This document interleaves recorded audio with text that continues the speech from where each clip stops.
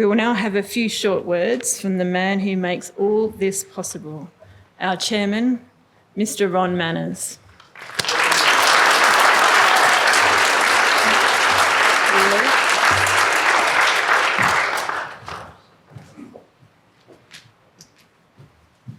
Fellas, you can see why I go to work. What a fantastic team. I'm so lucky to work with people like you guys and meet up with young people like this. Yes, I used to be a pessimist, but now I'm an optimist. Listen, it's an easy task being asked to give you a few words, but in the back of my mind there's a far more challenging task that's worrying me, and next month I've got to visit 3 European capital cities and explain to them how Australia has got it absolutely right with all our policies and everything is perfect in Australia. Now, from a distance, that's how it looks. I'll try to remember rule number 1, of course, which is never to disparage your home country from a distance. But from Europe, Australia's very difficult to understand. They watch on and they see how Russia is blowing up the power stations in Ukraine. And then they look at Australia, where we are blowing up our own very useful power stations. And they can't understand it. They can't work out what's wrong with us. So that will be my task, to tell them how we've got everything right. Anyway, one of the problems is that, to me, I think that we're sort of caught up in the midst of a never-ending series of crises. Some people call it a polycrisis. Some of the crises are real and some are totally imaginary, but they clutter up our lives to the point where many of us are sort of starting to live in fear. In a country like this, we've got people living in fear. I know that if we familiarise ourselves with all these multiple crises, we'll be so busy that we won't get any work done. Now, I wonder how adversely all these multiple crises affect Australia's productivity. Let me list a few of these things that you're very familiar with. They're the ones called the so-called climate crisis. There's the extinction crisis, diversity, ESG, sustainability, corporate social responsibility, victimhood, poverty, the world of woke with a capital W, and trying to follow the endless changes in our regulations, our taxation, our superannuation, the franking credits, and the current attempt to modify our constitution with the voice. Who is to blame for us losing our traditional Australian self-confidence? Now, who is to blame? How many of you have heard of Antonio Gramsci? 4, 5, 6. 6 out of 100, 6.5. is not. That's not too good, is it? Now, I wonder. I never met Gramsci. He was the master Marxist strategist. He died a year after I was born, so I didn't get around to meeting him. But he was far smarter than our own political and business leaders in that, without us even knowing, he left so many seeds of destruction in our culture. We may never recover from what he called his long march through our institutions. Gramsci said, socialism is precisely the legend that must overwhelm Christianity in the new world order. Socialism will triumph first by capturing the culture via infiltration of schools, universities, churches and the media by transforming the consciousness of society. He also said every revolution has to be preceded by an intense work of cultural penetration, that is to say, of new ideas that permeate through human aggregates. Now, Gramsci understood that the power of dominant classes is not only sustained by force, but also through the control of the education system, religion, and the media. He understood that culture is the main battlefield of political strategy. Our Mannkal Foundation is planning a major conference in Fremantle early next year, already planned, to examine the outcome and causes of our deteriorating national culture and ways of breaking that spell and perhaps reclaiming Australia. More details to follow. How can we restore some rational discourse?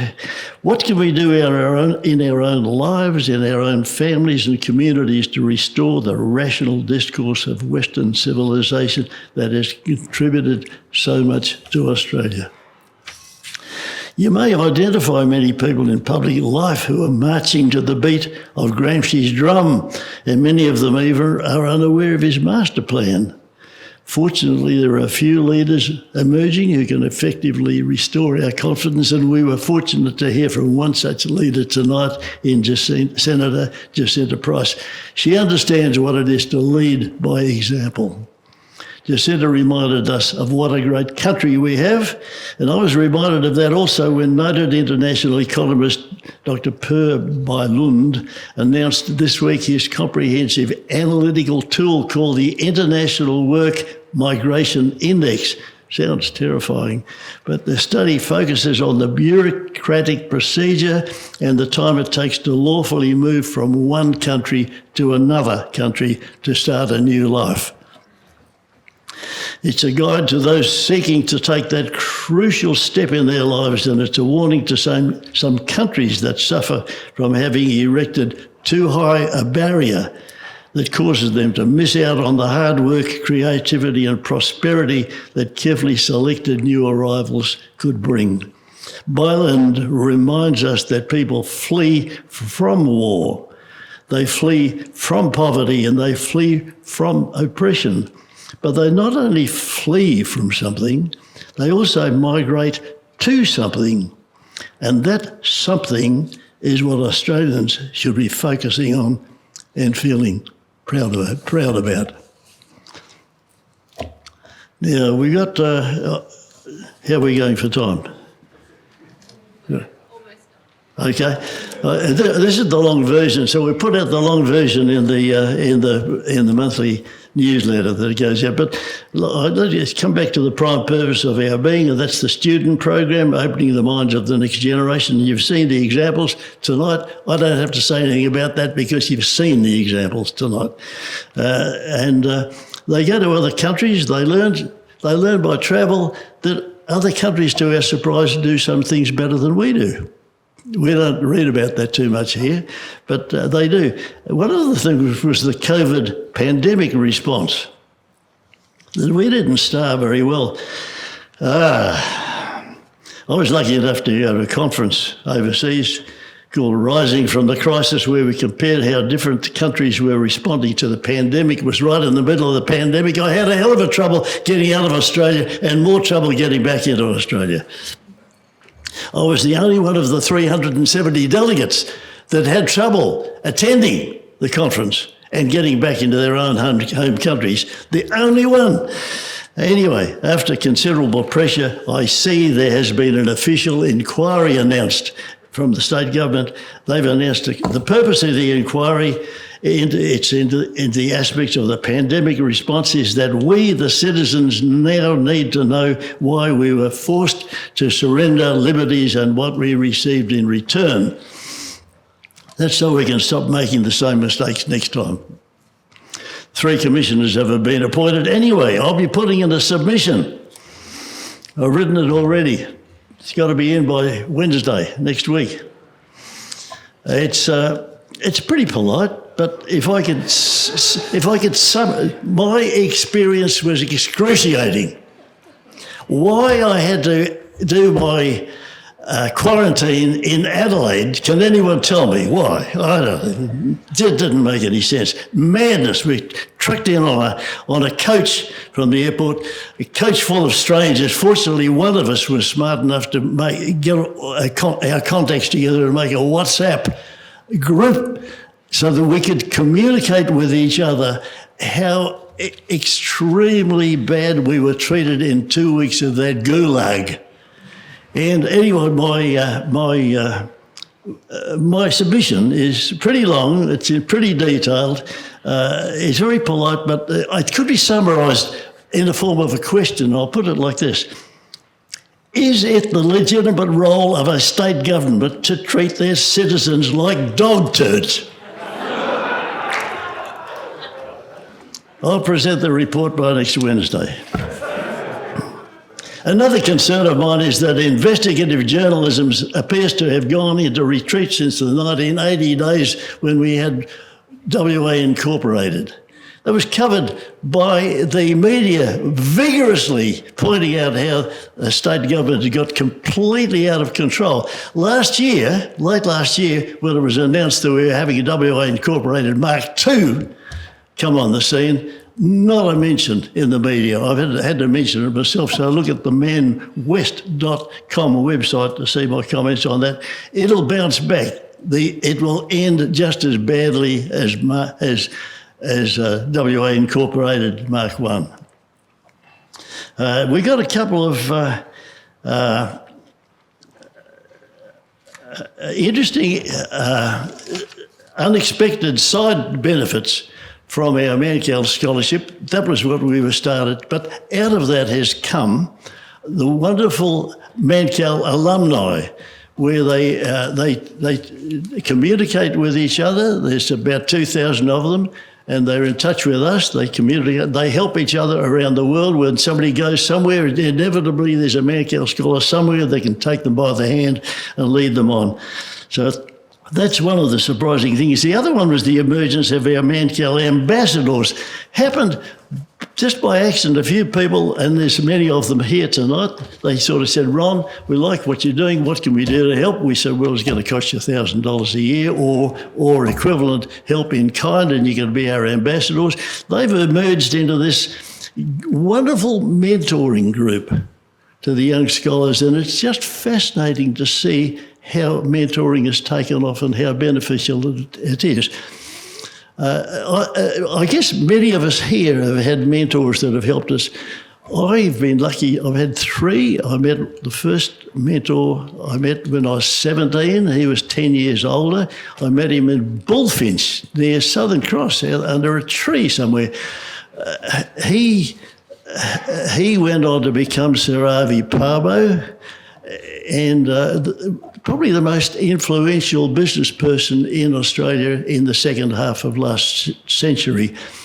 He was a refugee from war-torn Estonia, graduated in Adelaide from the university in mining engineering, and ended up in Bullfinch, West Australia. Well, we maintained a wonderful friendship right through till his death in 2017, I think. And I must say that he used to give me wonderful advice, and I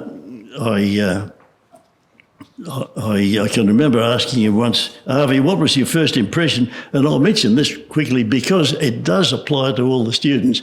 Where you come you graduate, you come out of university, what's your first impression? That was my question of Harvey. What was your first impression when you graduated and entered the rough and tumble workforce? His answer was, I had optimistically thought that the world out there would be ready to help me develop my vision and my career.